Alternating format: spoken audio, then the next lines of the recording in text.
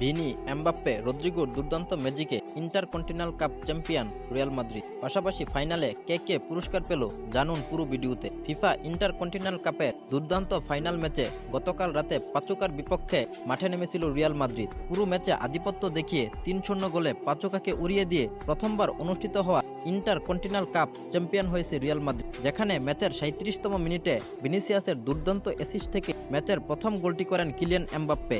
এই ১-০ গোলের লিড নিয়েই বিরতিতে যায় রিয়াল। বিরতি থেকে ফিরে ম্যাচের ৫৩তম মিনিটে স্কুল লাইন ২-০ করেন ব্রাজিলিয়ান তারকা রদ্রিগো। অন্তত ৪-৫ জন ডিফেন্ডারকে বোকা বানিয়ে ডিবক্সের বাইরে থেকে বাঁকানো শটে দুর্দান্ত গোল করেন রদ্রিগো। এরপর ৮৪তম মিনিটে পেনাল্টি থেকে গোল করে স্কুল লাইন ৩-০ করেন ভিনিসিয়াস জুনিয়র।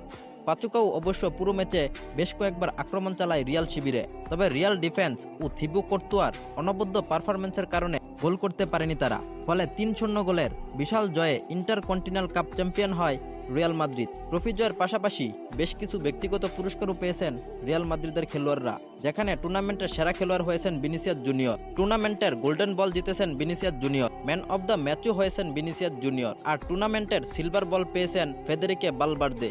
এছাড়াও খেলাধুলার সকল আপডেট সবার আগে পেতে হলে আমাদের চ্যানেলটি সাবস্ক্রাইব বা ফলো করতে ভুলবেন না। ধন্যবাদ সবাইকে।